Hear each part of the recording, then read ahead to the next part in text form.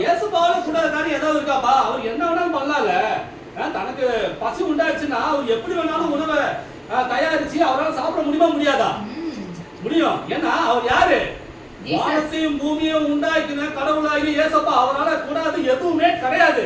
இவன் என்ன பண்றான்? இவன் பேச்ச தந்திரமா கொண்டு வரான். சரிங்களா? உங்களால தான் எல்லாமே முடியும்ல.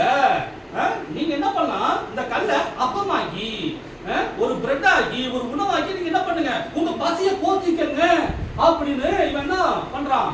சோதிக்கிறான். யார? ஏசப்பாவே சோதிக்கிறான்னு நாமலாம் ஏமாத்துறோம். அப்ப அவர் என்ன பண்ணாரு? அவன் சொல்லி அவர் கேட்கணுமா? ஒரு பிசாசு சொல்லி. ஏன்னா அந்த பிசாசை உண்டாக்குனது யாரு? ஏசப்பா தான். ஒரு காலத்துல அவன் தேவதூதனா இருந்தவன். சரிங்களா? அவன் பரலோகத்துல இருந்தவன். அவன் பாவம் செஞ்சு இயேசப்பா என்ன பண்ணாரு? பரலோகத்துல இருந்து தள்ளி விட்டுட்டாரு. நீ பரலோகத்திலே எனக்கு நீ சேவையே செய்ய வேணாம் அப்படின்னு சொல்லிட்டு கீழே தள்ளி விட்டாரு. கீழே தள்ளி விட்டதுனால பரிசுத்தமா இருந்தவன் அசுத்தமாயிட்டான்.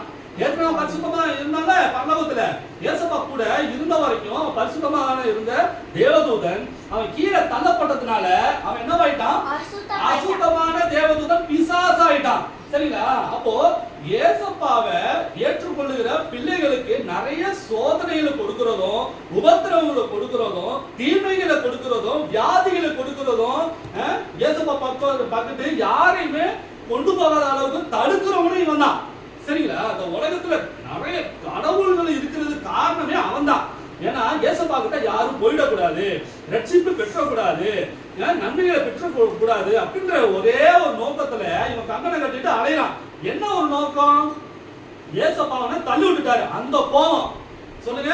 ஏசப்பா அவனை பரலோகத்துல இருந்து தள்ளி விட்டுட்டாரு. அதனால என்ன பண்றான்? அப்படியே அலையறான். சொல்லுங்க. எவன் கிடைக்கலாம், அதாவது சிங்கத்தை போல அவன் என்ன பண்றான்? எவனை விழுங்கலாமோ என்று வகை தேடி சுற்றி திரிஞ்சுக்கிட்டே இருக்கிறான்.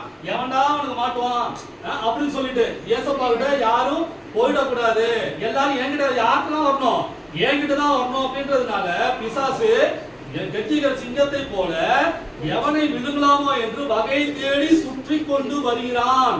அப்போ அவன் வலைக்குள்ள நம்ம என்ன பண்ணிடக்கூடாது? மாட்டிடக்கூடாது. சரிங்களா?